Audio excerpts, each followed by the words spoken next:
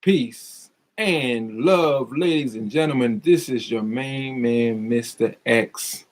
See the X right there. Get your hand out of my pocket, giving you what you want to give you what you need. First live stream in a long time. But damn it, this is the time of the year where I put a lot of extra effort into my show. I'm supposed to be breaking right now, honestly. It's June, it's summertime. I'm supposed to be breaking just from everything. Just, trying to get the bread up. Gotta get your money up and relax a little bit. There's really no breaks in the movement, but I think it's best that you do take a breather because you usually come back stronger. You know what I'm saying? You usually end up planning a meeting or something like that. Anyway, because that's just what you do. Um,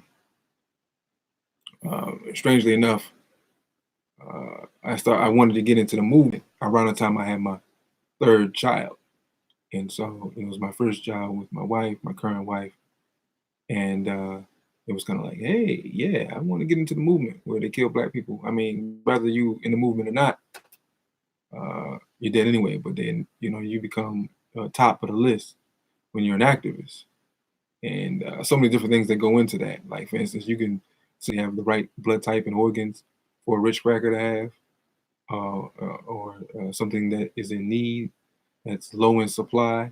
I mean, this is the underground thing that we don't put in the forefront in our minds. We'll see a movie of something to that effect, and then we will put it out of our minds because it's so serious. It was so deep and so realistic. And reality says that those things actually do happen. People actually live that lifestyle where they're into collecting organs. This is not the title of the show, but I'm just dealing with episodes, dealing with what needs to be done, and taking breaks. You gotta take breaks. You know what I mean? This is real. Life is real, man. And to all the YouTube personalities out there trying to build a brand, we're not into get your hand in my pockets. Not into gossip. We are not into uh, following entertainers and their lifestyles. We will deal with it, but always through the premise of racism, white supremacy, and how it affects Black people. Usually, the attacks on Black men, they usually paint us in a particular broad brush. For instance, Cuba Gooding Jr.'s, the R. Kelly's, the Bill Cosby's, but they paint women in a different uh, template. Anyway, there's attack on both of us. But when you see us, it's put out there, it's a fish dangled out there for us to attack. And when we do, that was the trap. It was really just a trap. You put a woman out there who is blatantly against her race, and she falls flat on her face, and we attack. That's the trap set, and so we end up attacking each other, and it's designed that way. Usually, when whites who screwed up mightily, which happens all the time, they need uh, uh, a distraction, or they'll pull up a random case on some successful Negro who didn't like Black folk anyway, sold his soul, and so they make a phone call to him, probably say, hey, we're going to use you, and that kind of brings us to the HR Reparations Committee, Committee meeting they had today with several people whom would consider themselves Black. Notice when we have these very important discussions that real Black media, which I'm inspiring to be, I'm not there yet, but as I looked at a post here from Chairman Fred Hampton Jr., who is representative of Freedom All Radio, real Black media, where he deals with the people in Chicago and gives them a voice, gives them an opportunity to tell their story from the grassroots perspective, and tries to reach out to any resources that he has to assist them at all times, but letting them know this is all a teaching moment. We are bereft of all resources to properly take care of the ills of our people bestowed upon us by the white dominant society. And so this is what reparations is about. And so this was brought forth by Professor Black True, Tariq Nasheed. I even give Yvette Cornell that in regards to being the head of the ADOS movement, but discussing reparations. I don't believe in anything. I disagree with about 60% of her political views, and her personal lifestyle, but the discussion in mainstream minds of our folks, because she kind of represents the bourgeois Negro, and not a bourgeois Negro who likes her. She's a black feminist, whatever that is, and she's part of other groups that are specifically target black men. As a matter of fact, her benefactor, Boyce Watkins, she turned on him like it was nothing.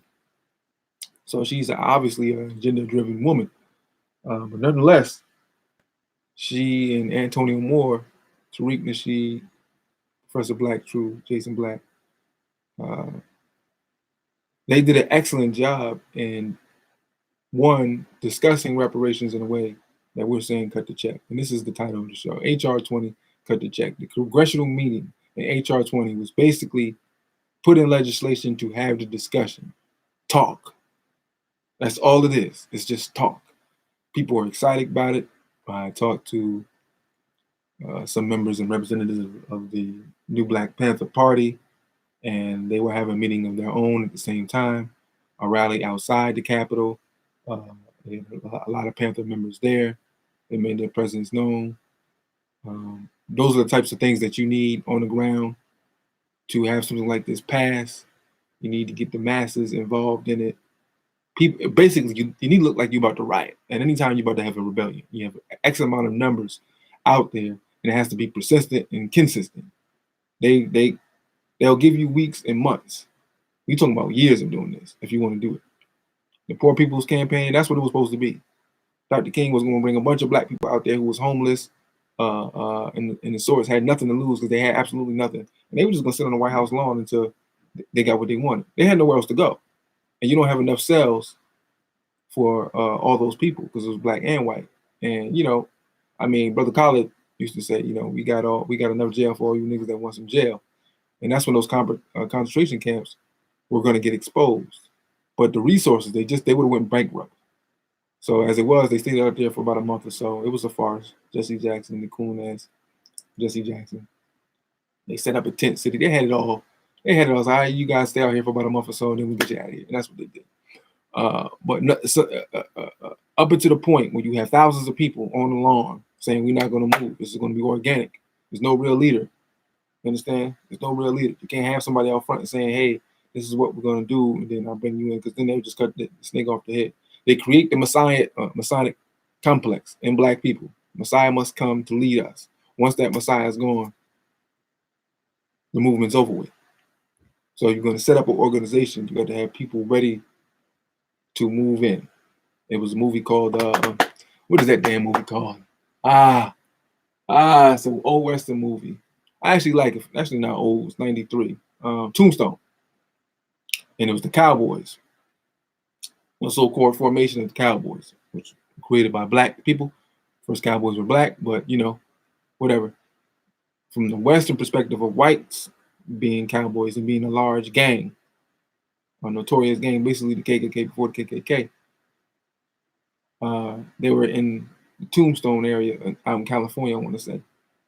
And the head of the organization looked like he was about us in the 40s and 50s. And then they had a younger guy, it was his first lieutenant, was the baddest gunslinger in the West, next to Doc Holliday. So it was between those two, and he was younger than Doc. But in any case, the elder was saying, he wasn't too much older than him. He was like, man, I think I'm bad. Wait till this guy takes over. You know what I mean? So it was kind of like same thing with Donald Trump. Like, you want to kill him and have the vice president run? He's worse than Trump. So what we're saying is, it gives you pause for them to kill the leader, because someone behind them is worse-er and younger. That's a very key component. He being younger than the person in charge, because you would assume he has a larger and longer reign, and he's a little bit more militant. We don't got them like that, other than obviously the Nation of Islam, but a radical group that's not really connected to nobody, and has a feeling of anarchism, of rebellion, of seeking justice by any means necessary. The Sons of Malcolm, as the Black Panthers were initially called, or called themselves. That's what you need when you're dealing with reparations. So they have these people out here, and I'm trying to go down my timeline because I've seen a few faces. And I'm trying to read a few articles here because I was listening to it through brother Professor Black Truth. I believe that he was doing it live. He was giving live commentary, which is dope. I thought that was dope. Nobody else was doing that. And he gave a great perspective and breakdown what was being told on air. You know what I mean? And I think that's the best way for our people to listen to it. As a matter of fact, a few activists that I know in the conscious community and otherwise were saying Black people need to see this. And Professor Black Truth had shown me something that isn't rarely done. As a matter of fact, it's not done at all when you're doing it live, but you're giving the perspective from the Black point of view right then. So it's like basically like you got the cheat sheet and you're going through the test and you got all the answers. But when you go through it, oh, I see, you got the work, you got the answers, and you got the test. And you see in it how this is playing out and how this kind of makes sense, more or less. And so each Black person that was brought up there, you see they stacked the deck, right? To get you a football player. Nobody remembers, nobody knows who that guy was, Burgess Owens. I don't know who that guy was. Played for a couple teams, might have won a Super Bowl. Again, nobody knows this guy. Then you got to have the clergy, right? And then you got to have the fake African revolutionary, right? You got a couple sisters there, and Ta-Nehisi Coates, who is on the screenshot of the video. And I'm not gay, excuse me for being nosy, but whenever I'm in this room and I'm doing this show, for whatever reason, I don't know, I got dust coming from the ceiling, so it makes me real itchy. I don't know who this guy is. I don't know who any of these people are. I know that the majority of them said it's not about money. See, understand, right? These people who are put in political positions or positions of influence, as again, a former football player. I don't even know what his title was, if he had a title. Like, this is what Malcolm X talked about, tokenism. You give these Negroes titles and status amongst the masses. Whenever a large audience is going to be viewing a congressional hearing or anything of importance, so says the dominant society, they put them out there. Give them talking points. You have your own, and then you have theirs, and you have to run yours by them. They're not going to put you on national television and don't know what you're going to say. And some they'll give some leeway, because even if they don't have an official meeting from you, they will view tapes of you speaking to the masses and see if you have enough talking points that they like. So you Democratic and Republican, you say phrases like that, like this coon Owen said in regards to the abolishment of slavery and the KKK. He was connecting them to Democratic parties or political parties. He was one of those coon. I mean, he's conservative coon. They were, discussing. He brought up black on black crime and things of that nature. These hearings are usually 3 hours long. They get a bunch of people talking. Corey Bootlick, Booty Hole, Beige. He look like Keegan Michael Key. I mean, he really do. They might be close friends. They might be brothers. I don't know. But that is some strange shit. But he spoke, and you know what? Honestly, they gave good information in regards to, is it on the forefront of our minds, the Homestead Act, certain things, certain legislation that affected Black people? Because nowadays you can't. Those things are important. You know why? Because the traditional militant soapboxer, who I had a discussion with, a former member of our organization, I knew she was never a fan of soapboxing, but you don't have the total perspective of the usage of the soapbox to educate your people, because you can't even get into the schools where your children go to educate your people. So you use the soapbox and you disseminate information that the dominant society doesn't want the masses to know, the sheeple, the Black sheeple. And you can deliver a message in a grandiose way that is kind of unfamiliar to our people. Now, the soapbox method is, as she was using as a euphemism, but it's kind of gone to the wayside. Now, it could come back because you don't see it so much often. So if you do it at a particular place with a bunch of people coming through and you saying some real ish, they'll stop and listen. So Those methods are utilized to inform our people. So they were going through a bunch of information that you can use when you say the white man, because we say the white man does this, the white man does that, and then you get Negroes to say, well, we got to stop blaming the white man. We got to pull ourselves up by the bootstraps. Now, you got to have, when you're having a reparations thing or any type of congressional hearing, you're going to have people who are for what you're doing and against what you're doing. And when they say against what you're doing, especially with reparations, it's going to be some cracker and some Negro, but more some cracker that's going to say, pull yourself up by your bootstraps. And so what you do, and what some of them did, was break down, okay, we did all that. Tulsa, Oklahoma, all the wealth that was garnered, all the wealth that was coming, and the crackers burned it down in 12 hours. The Wilmington fire, they just set it afire, 1899. We had amassed billions of dollars right after slavery.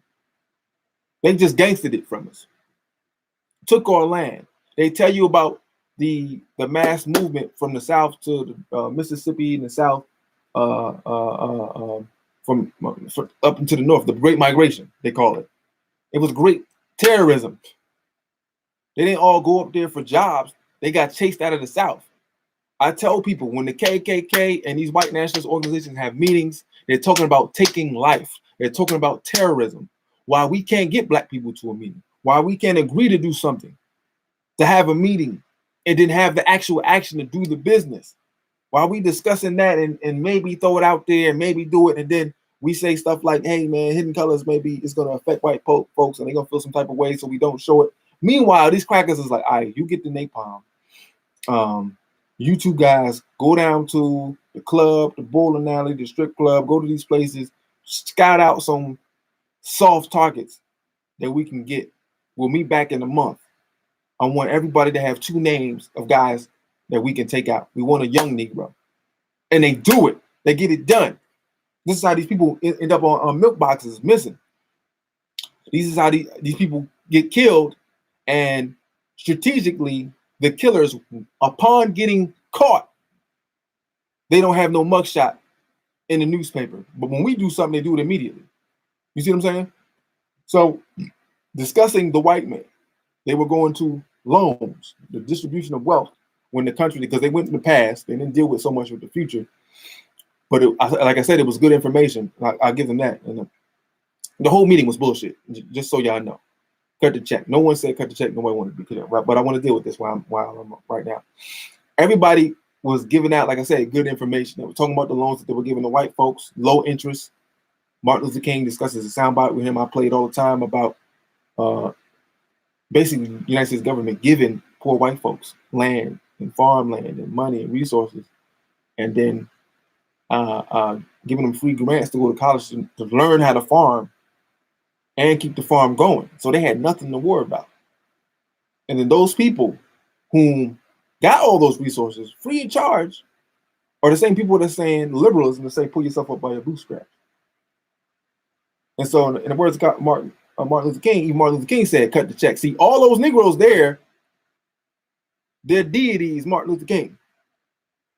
But they didn't echo Martin Luther King's phrases, which is on, he said it. You can Google it right now. Put Martin Luther King, cut the check. And it's Martin Luther King right there said, we coming to get our check. That's the most gangster shit he ever. Not no dream and we gonna, and white boys and like little green girls and Protestants and Catholics and nah, the gangster shit he ever said, we coming to get our check. What you do when you get fired? I'm fired? All right, I'm gonna get my check. I'm coming to get my check. Y'all gonna give me my check.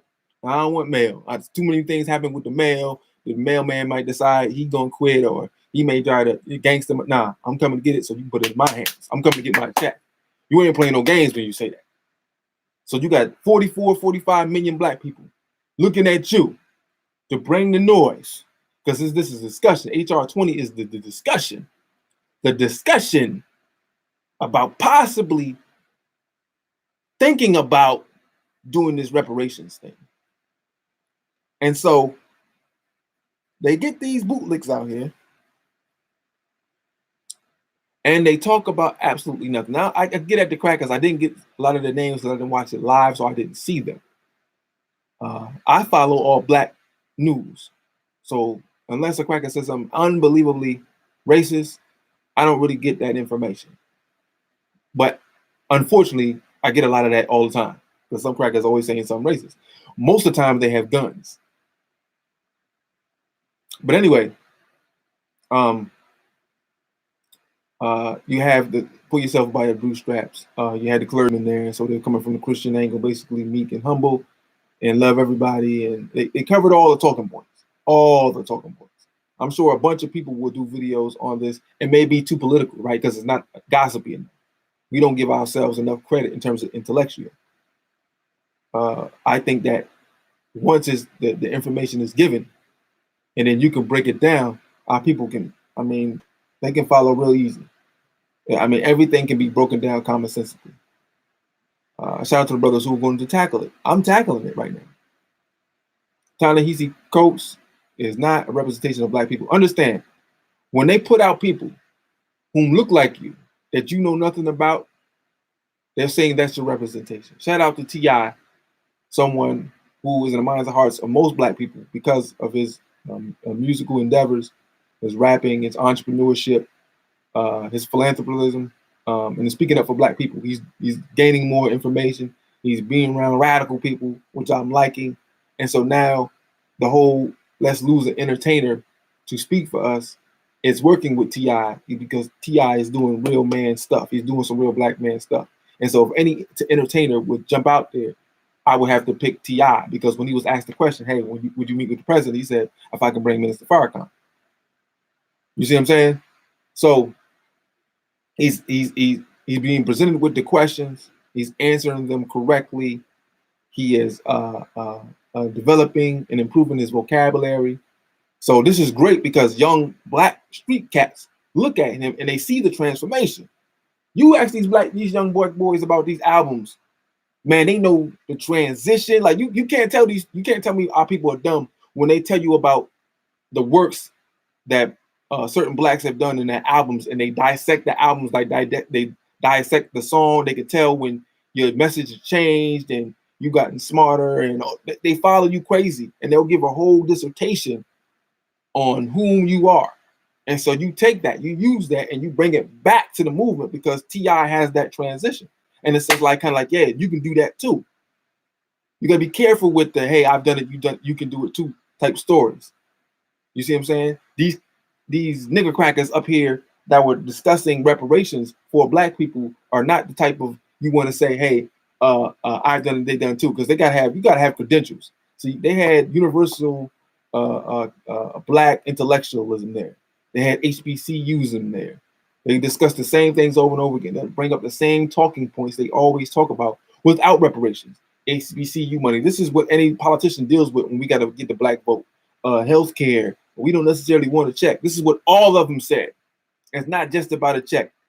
Cut my money. Give me my money. So I think at this point, and brother Jason Black said this, or Professor Black Truth, he said this. He said, they don't want me up there because I'm going to tell them what I want. And I'm sitting there thinking, that's a great idea.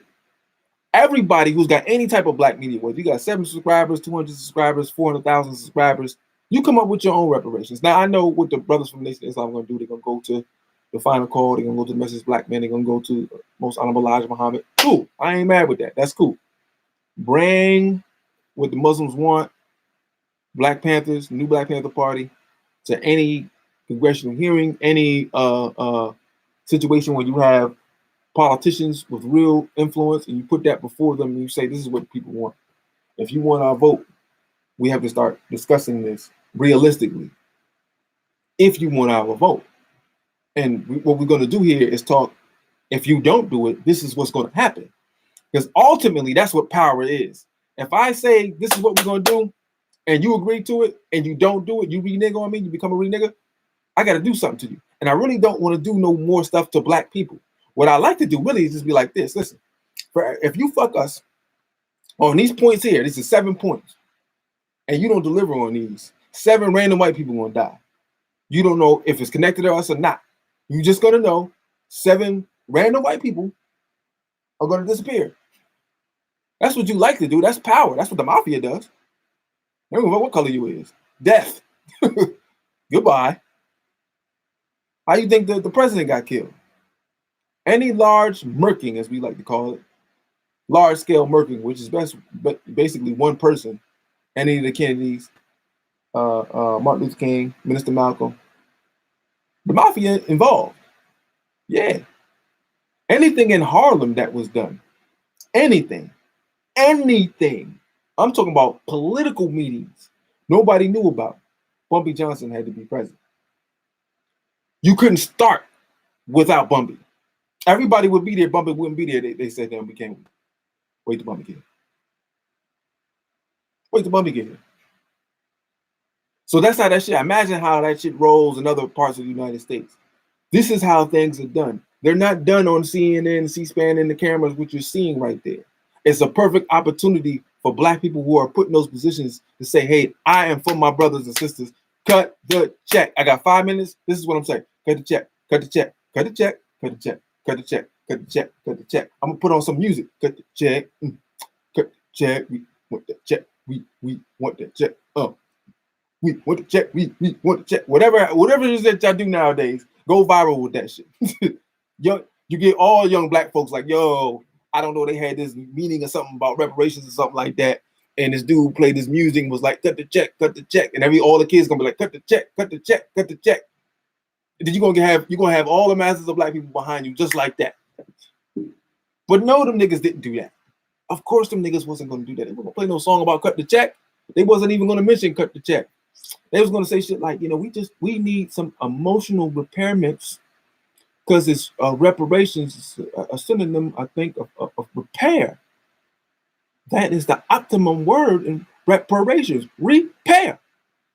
And we want repairment. And the first thing we want is at least an apology for what have been done for us and our ancestors as we were dragged here against our will all them years ago, and hundreds of millions of Black slaves from Africa died. We built this country. And I ain't going nowhere. No, we don't need all that. We don't need no testimonials. They know us. They know they niggas. 3 hours, C-SPAN? Oh, it's going to be tested. Everybody told a story, brother. It was testimony. It was church. They had the pastor there. They set that shit up lovely. The sister that had to interject was like, she was an economist. I forget her name. Sorry, sister. I forget your name. But you would probably be the star in that lineup. You did all right. You did all right. You stood up stronger than the men, which is fucking fucked up. But basically, that's how that goes. Maxine Waters always stands up stronger than the men up there. They set that shit up. All the strong brothers were outside the doors, outside the Capitol. And if they got the microphone, they was gonna bring the noise. So what they do to keep that divide between us is they have some punk ass niggas up there, and then they have a couple sisters who's strong. So when you measure it up, the sister's strong, and now we going at each other because you niggas wasn't men, you wasn't Malcolm. That's why they was like, we're not gonna let Malcolm go in the offices of the UN and hit play to a Nickelodeon reel of violence of Black people in the United States and let him go in for 2 hours talking about why United States need to be held up on charges of human rights violations of Black people. He'd have killed it. So no, we ain't let this nigga. He was trying to be a lawyer. We know that's all in this file. He'd have freed every goddamn Black person on death row if he wanted to do it. You know what I mean? Whatever way he wanted to go, he'd have been successful. We got to kill him. So that's what they do. So instead of making sure there's no more Malcolm X, this is how you do it. You come up with several hundred different ways of killing Black folks, so you don't have no alpha male. Then you make the alpha male a villain in society. Then you create your own males. A.E. Danny Glover. Well, we talking about Lethal Weapon movies. What the fuck Lethal Weapon got to do with anything about what we're doing here now, man? He ain't give a shit. But they propped him up, and he spoke like 3 times. And can't nobody ever hear what he's saying because his voice is gay. All people see is Mr. the rapist and the woman beater. That's all they see. We don't need Mr. there. We don't need Mr. there. We need X there. And there was no representation of Malcolm X there, man. The sister who was the economist, obviously, they discussed economic basically stimulus packages, but in no uncertain terms. But they didn't give a number. They really didn't want to talk economics. So they're saying, hey, it's an economic issue. Obviously, it's when you're dealing with reparations, and white folks were there just playing dumb. We just want to know and stuff, because most people just assume that reparations is just about, as people say, cutting the check. So we just want to get some clarity on what is it that you want. And Dr. Claude Anderson said the same thing. He said when he was a meeting back in the day, he said he had a representative from the Diamond Society come up to him and say, we're confused. Dr. Claude, we're confused. Martin Luther King wants integration. Malcolm X wants segregation. We don't know what you want. He's like, what do you want? And he said, I don't want any of those things. I want neither. I want to be able to, wherever I stand, this looks like a nice place. Take my flag pole, boom, set up shop here, and develop a nation with said pole. You said it better than me. But that's how it was done before crackers came and said, hey, this is my property. This is my land. And the Aboriginal people are like, that's not how we roll. It's plentiful. There's enough for everybody here. What do you mean? This is sorry, y'all. I'm real nosy. Whenever I'm in here, there's no air circulation, and my nose just starts going. I start doing that with my wife. My wife is like, "You got boogers all over you. Go wash your hands." But that's how it was when the Aboriginal people were here. There's buffalo. There's fish. We have land. We will share and trade.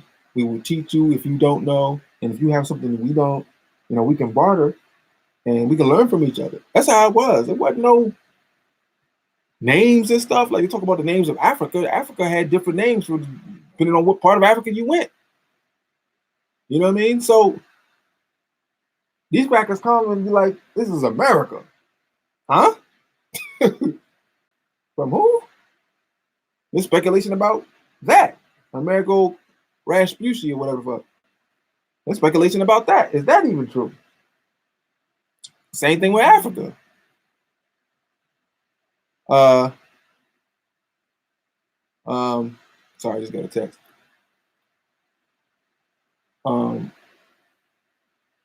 Just, these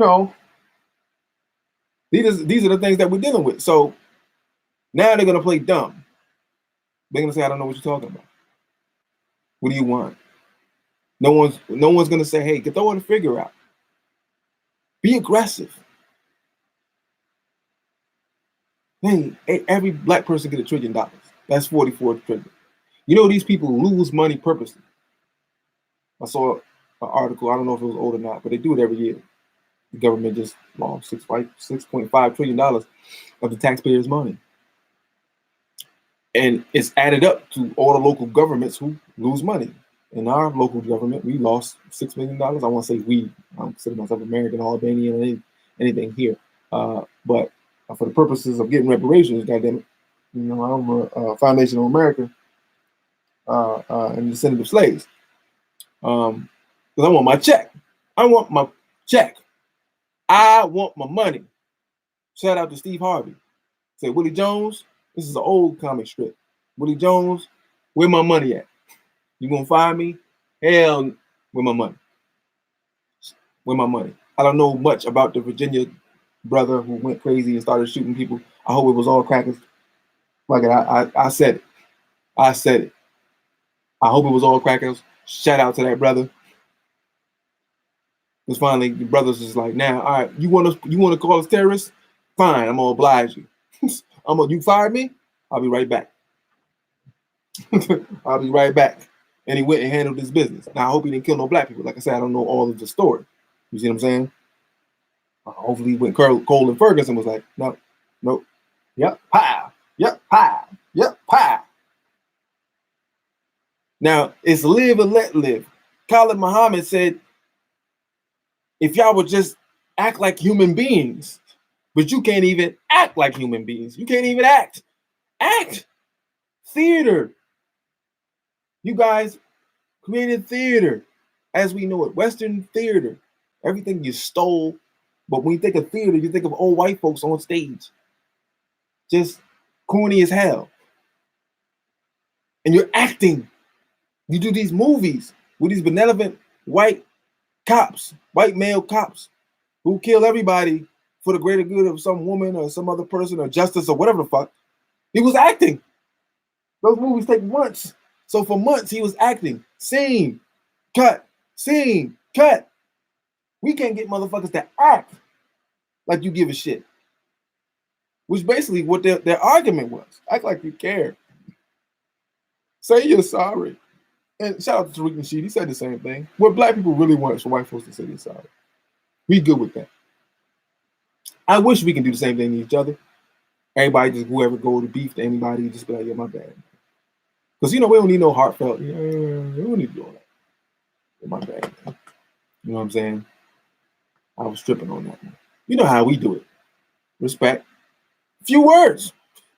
That's it. A few words. This is a little different. This is a little different. But the bros is like, yo, my bad on that, bro. You know what I'm saying? That's my bad.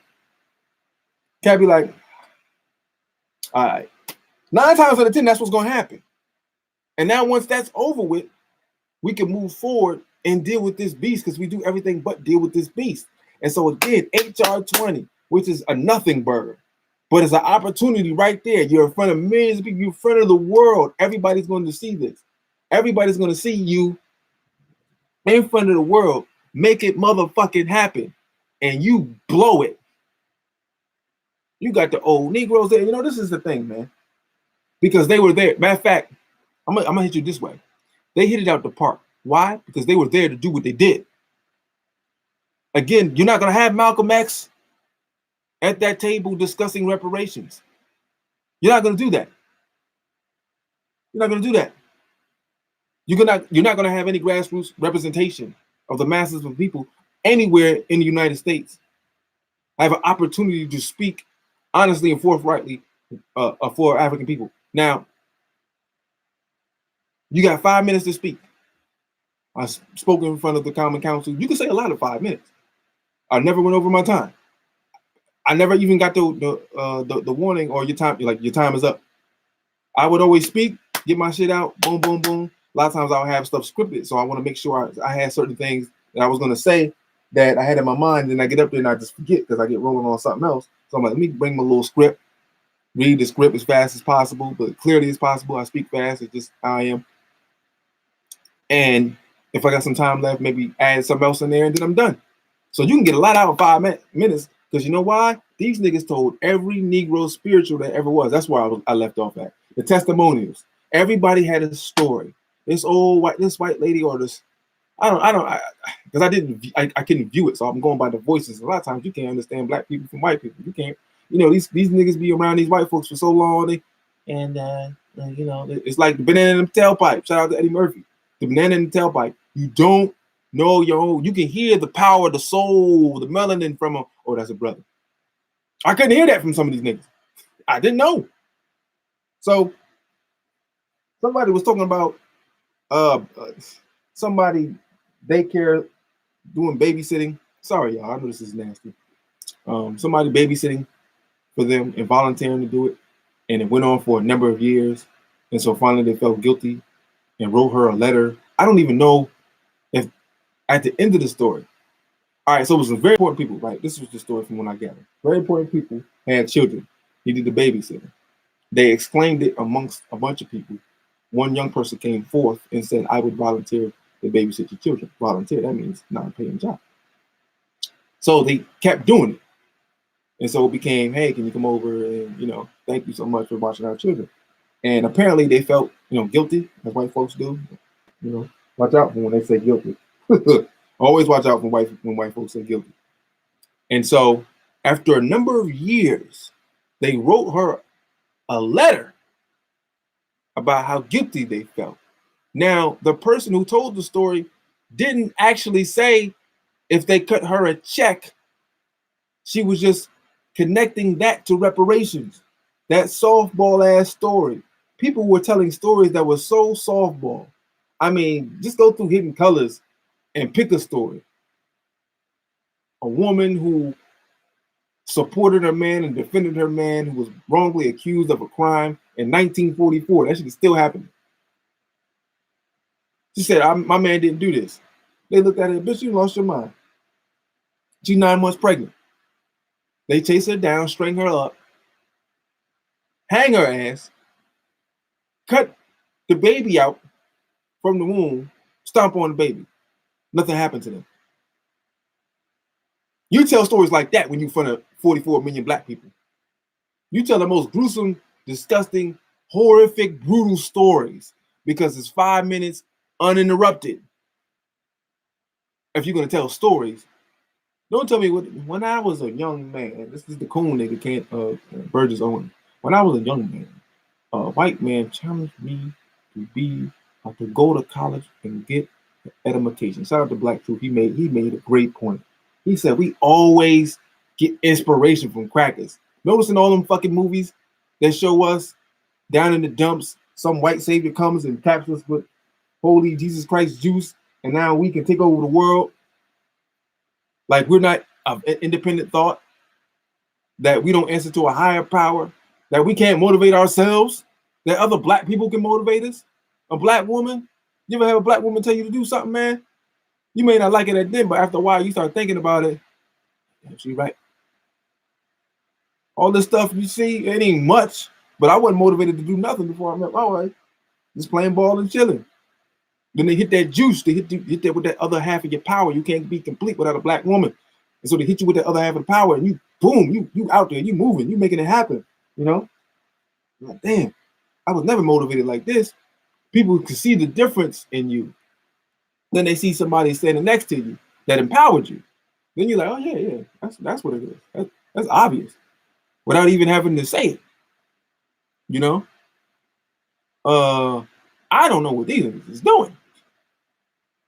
I wonder if any of them married or ever had a woman that Burgess do. Obviously sleep with white women, and that's what he was pandering for and to.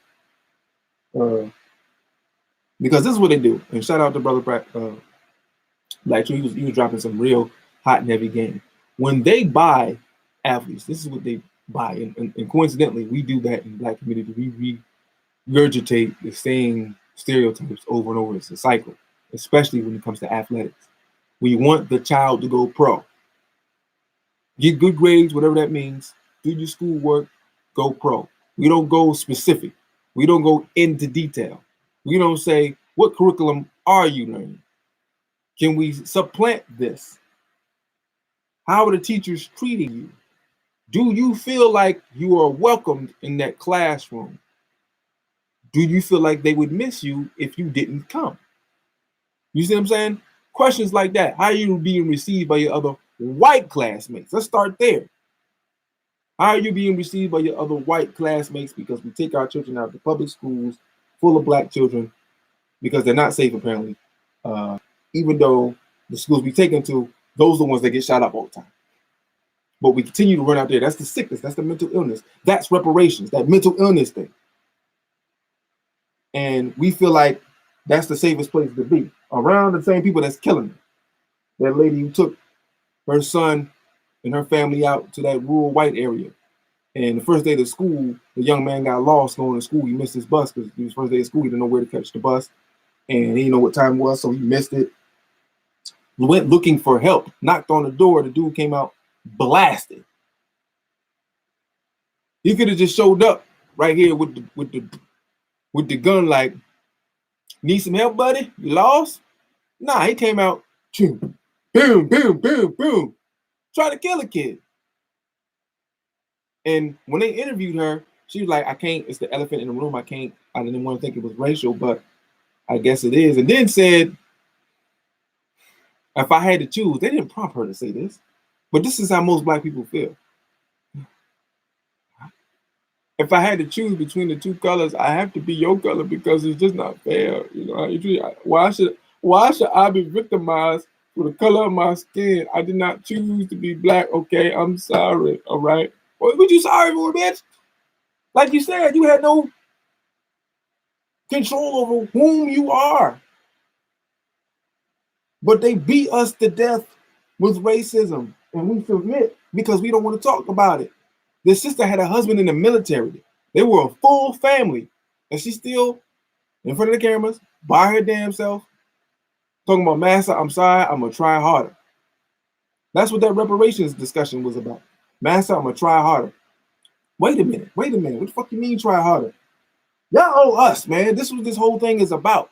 But even still, they said if the bill passes, there's no conclusion that's coming from this. We're just going to discuss it. That's the trick bag, man. They're trying to figure out how do we make these niggas compromise. We got to make the niggas compromise. We do it all the time. So we got to put out Negroes that nobody know. None of the young folks know who Danny Glover is. Nobody knows. That's old folk people. That's color purple shit. That's 86, 87. Nobody knows who Danny Glover is. Ta-Nehisi Coates, I don't know who that is. They put out old niggas that don't nobody know. To guarantee they are pandering to the group that whites already control.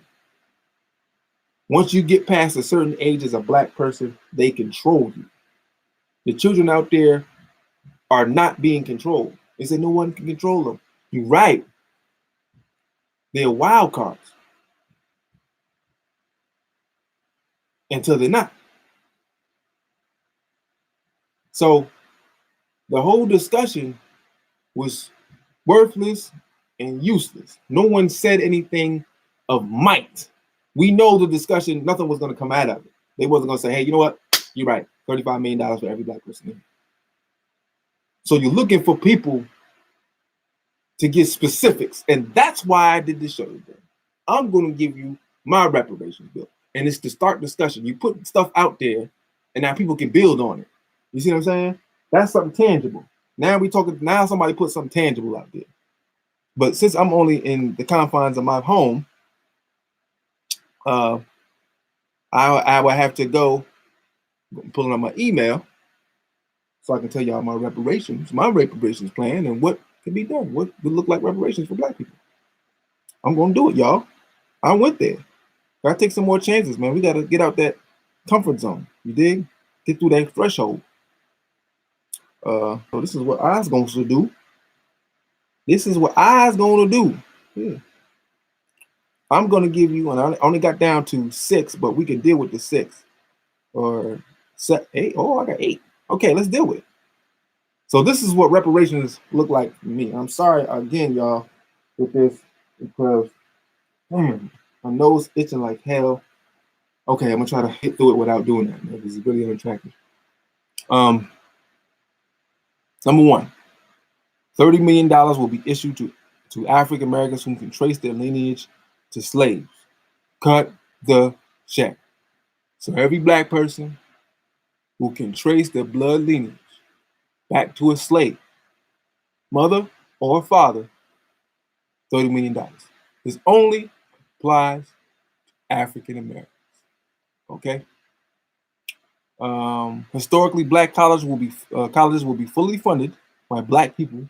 All non-blacks will be removed from the school. Curriculum will change to nation-building basis for African people. Military, business, traditional African family values will be bestowed. So some of those schools we built on our own. Others were built by the money and funds from white folks, and they encapsulated curriculum that's basically black capitalism, which is white capitalism, just with black in front of it.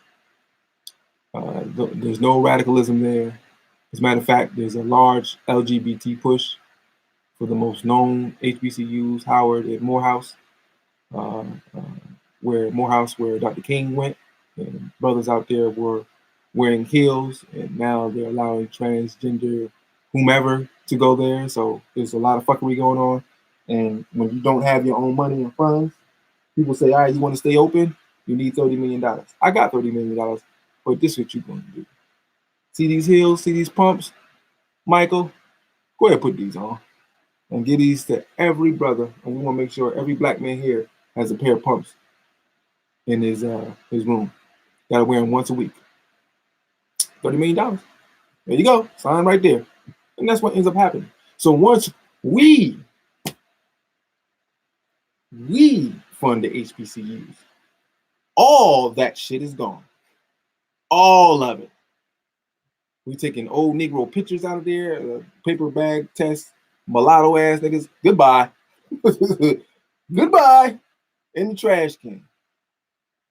Revolutionary thought and action in all the HBCUs.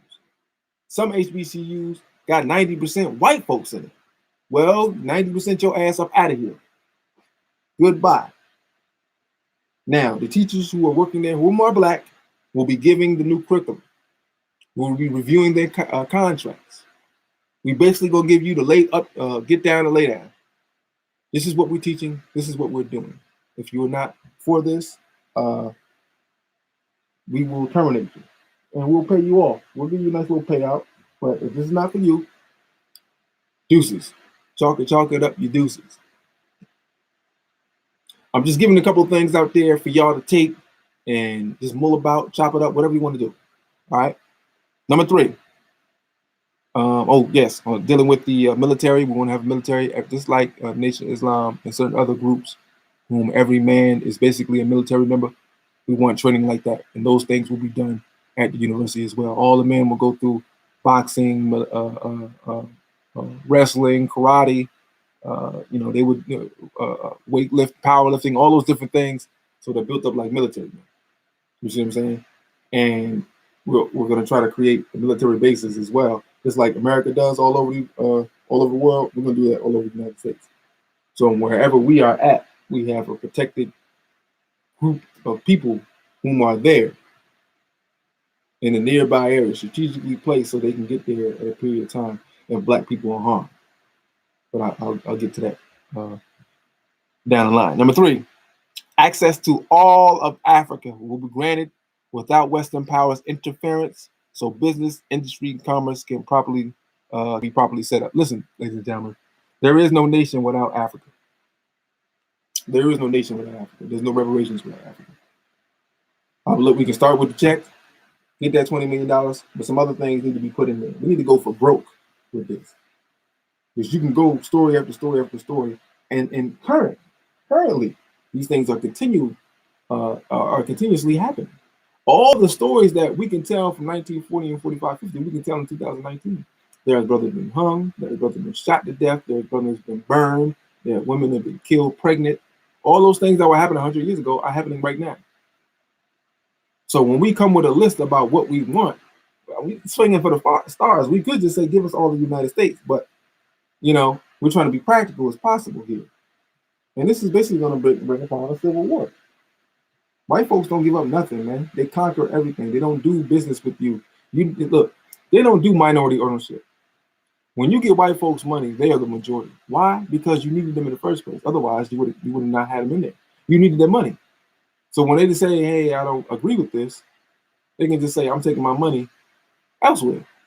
And all the resources that came with me influxing my money into this. And we are already programmed to defer to the white man in any type of major business decisions or any leadership position. Malcolm X said this years ago. He said, I'm always wary of white people who join black organizations and want to be the head of them. You see? So that has already been in the subconscious of our minds, and it's in the foreconscious now. So when white folks come in, they naturally are aggressive in leadership. And black people kind of kowtow and let them lead, because that's what we were trying to do. Let the white man speak. Remember, again, there was a time where we couldn't speak for ourselves. Our master had to, or a white person had to. So if someone said, hey, you did this, nigga, you did this, why you get these false convictions all the time? Because the nigga couldn't say nothing. You couldn't say anything. Sit down. Okay. You killed that woman, didn't you? Couldn't say no, sir. They beat the hell out of you. What are they doing now? We just seen Central Park 5. What did they do? They beat the hell out of them. They're still doing it now. This is Central Park 5 right now, going on right now. Right now. Some cops are interrogating some brothers into doing something or saying they did something that they didn't do. This stuff is, look at these files, man. You can go to the FBI files and get stories of stuff that happened a couple weeks ago. If you're aggressive enough. These guys drive around looking for some random wayward black person to pin a crime on that they did. You got violent racist crackers who harm themselves a great amount of times, a great more than they do us. That's not discussed. I mean, it's in all the history books. White on white crime. What do you think those wars are about? They kill each other. They hate each other. But when you control the narrative and you control the mind of a person, you can turn it upside down. You have them thinking the worst we are, worst enemy we kill. All we do is kill ourselves. No, we don't. No, we don't. Why is it called black on black crime? There's no Arab on Arab crime. There's no Chinese on Chinese crime. There's no East Indian or East Indian crime. You think we only people that have beefs and wars and battles? Other ethnic groups do too. Japanese hate the Chinese. But when you're involved, oh, they come together. They come together. I don't like your ass, but I damn sure don't like him. And you don't like him either. So if they use you in a military coup. It's military science. No one loves you. That's what John Henry Clark said. You don't have any friends. But the cracker knows that if all you gotta do is be nice to the nigga, and you confuse him.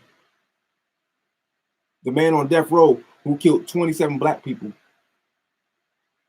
can be just cordial. And he said, no, we prayed on it, and we don't want nothing to happen to him. 2 wrongs don't make a right, and we forgive him. Pookie and Nut, kill them niggas. Kill them niggas. They killed my grandmother. Kill them niggas. Go ahead, Stevie, Ray, go kill them. Go ahead, handle your business. They make that call immediately. White person do it. We gonna pray on him. We're gonna have a praise sucker. We got these old Negroes out here running them up. We're gonna have a praise sucker, and we're gonna pray on the police. We just shot the man 20 times. This stuff is going on right now. Like the bill of reparations is going up. But let me continue.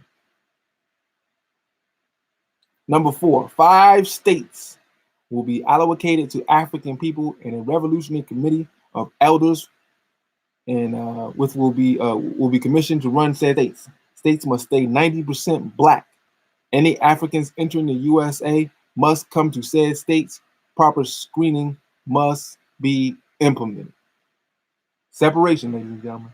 5 states in this so-called union will be controlled, owned, operated by black people. The resources will be coming from Africa.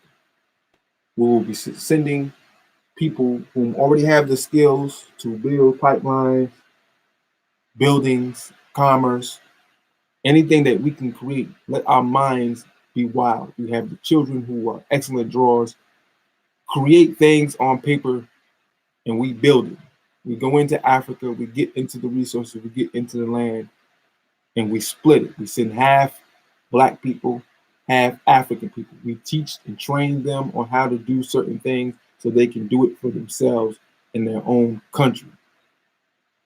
So we don't outsource the workers. And if you go, you stay, you have a home there, you have wealth there, there will be no warlordship. You see what I'm saying? And it will be a pipeline between Africa and America. The African on the continent, the African in America. So whomever wants to go, they can go. If they want to stay, they want to stay. And it'll be no different.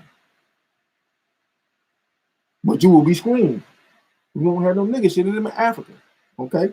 Those are good people. And it's unfortunate. This is why we have reparations, because we've been manufactured into the nigga. And I'm dead ass. A machine or a factory must be created for every black person to go into, be rewashed in Africanism, and come back out. I don't know what that looks like, but that's part of reparation. Y'all figure it out. It's y'all job to figure it out.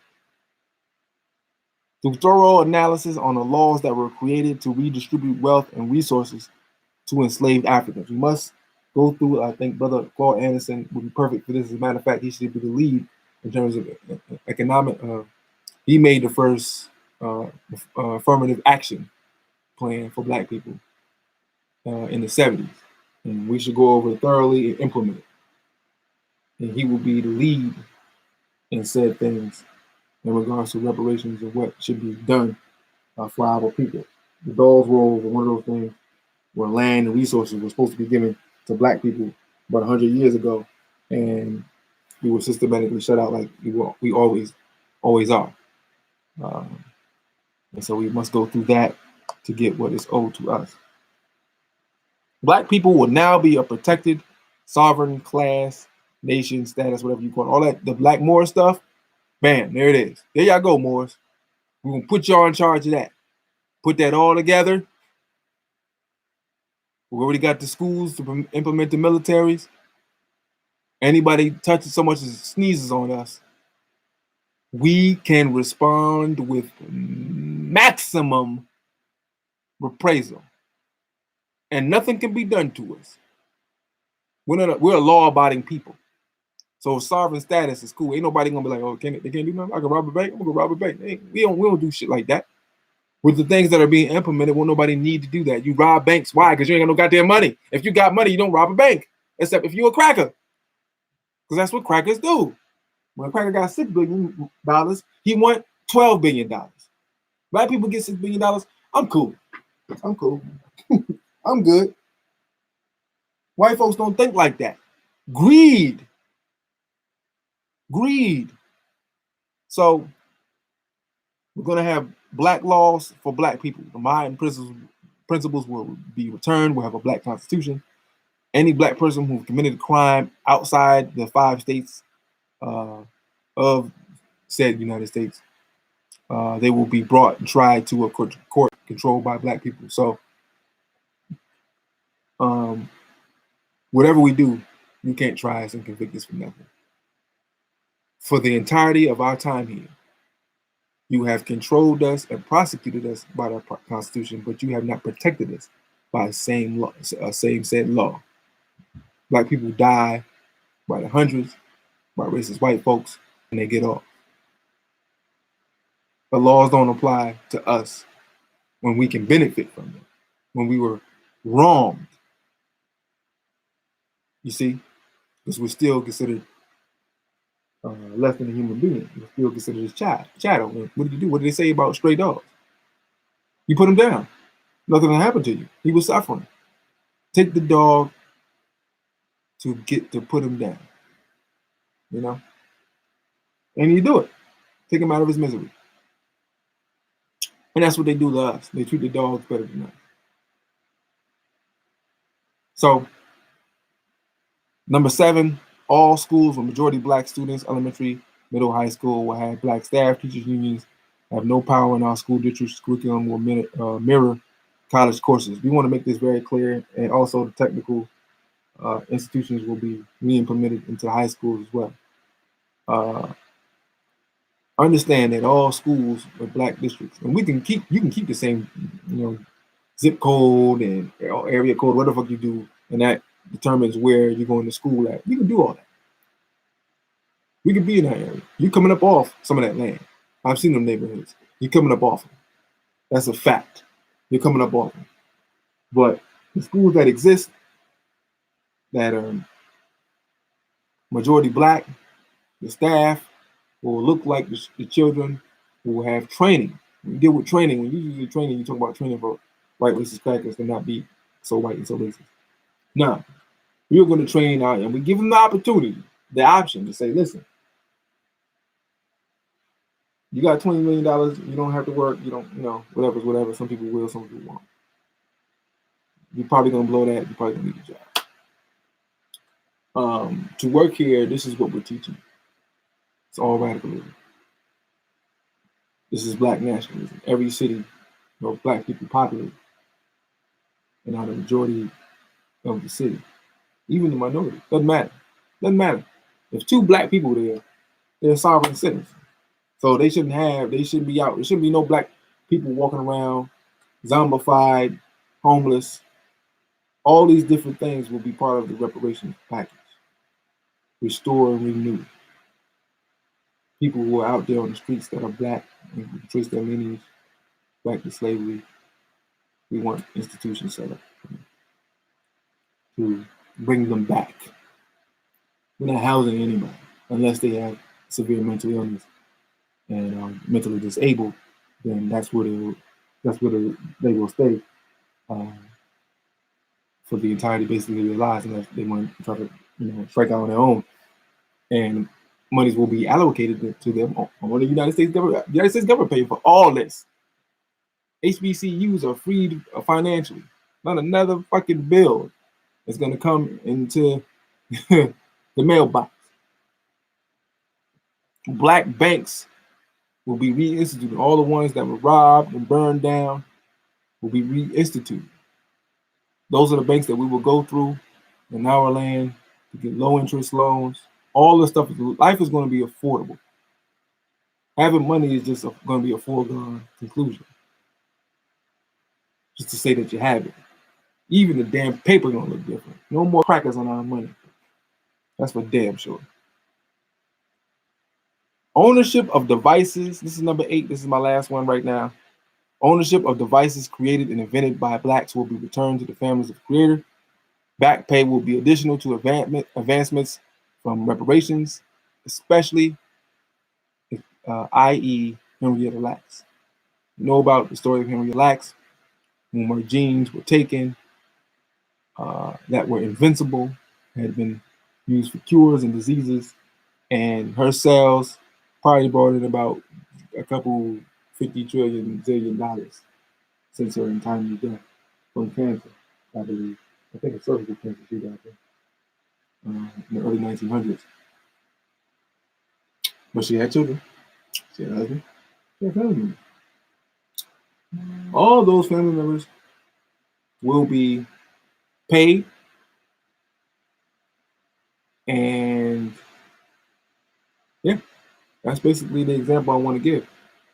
And so, listen, brothers and sisters, that was my last one. I'm gonna get out of here because I know y'all tired of watching me dig up my nose. I'm tired of doing it. Every time I get on the show, this stuff happens. It's not very attractive. I like to do it here because I got Minister Malcolm in the back. This is my little office / guest room, as you see the bed in the back.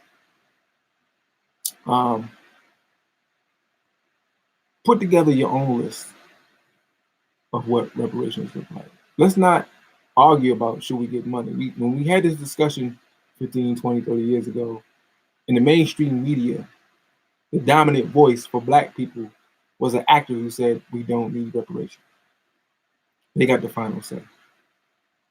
To restore ourselves, to be whole again, we must get back what was taken from us. You guys gotta understand that. Someone stole $100,000 from you. You need it back. You need it back. You want your money back. And this is our opportunity. This is our time.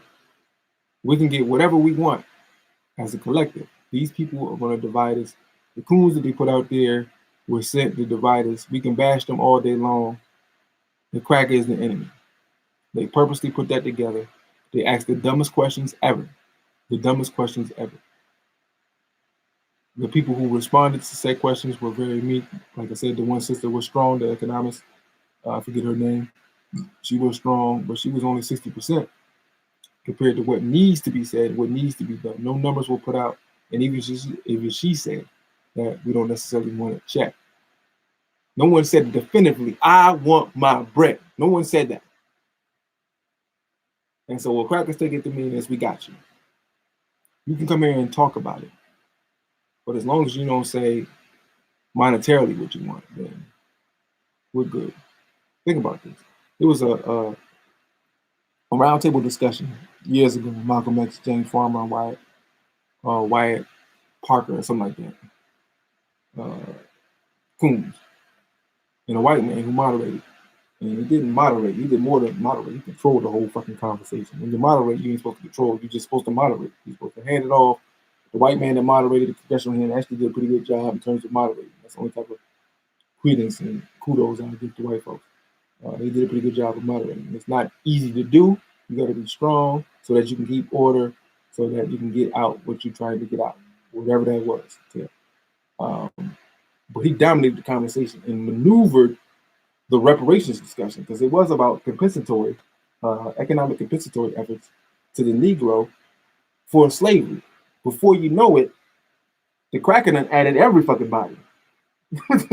And James Farmer, coon ass, God bless his soul, but he was a coon, started talking about other ethnic groups and that they should get compensatory efforts as well.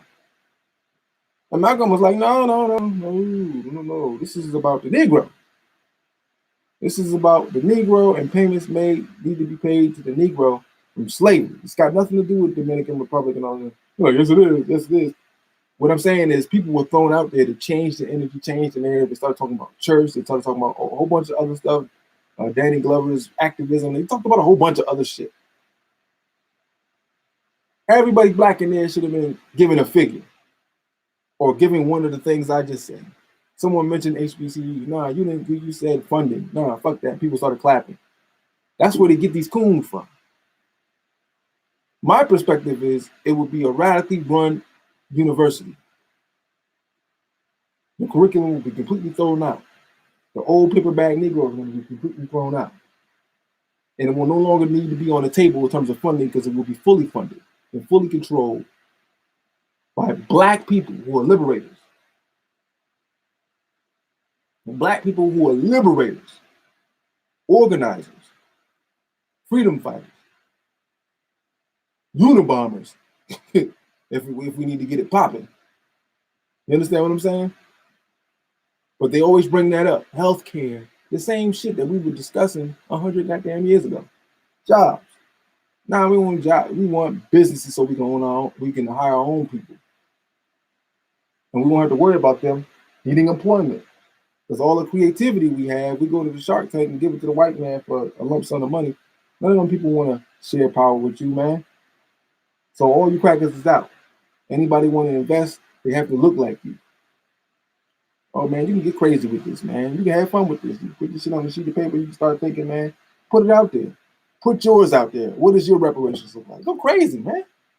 You go crazy with the Christmas list. You get children, nigga, get a Christmas list, nigga. You got 100 things on there. You're gonna work for the next 40 years trying to fill out that list if you want, and you try to. You try to buy everything that child put on that Christmas list. Well, you write your own Christmas list. This is reparations. Put your list together. Give it to White Daddy. And then at the end, put by any means necessary. Thank y'all for watching, man. I appreciate you. I'm out. Get your hand in my pocket.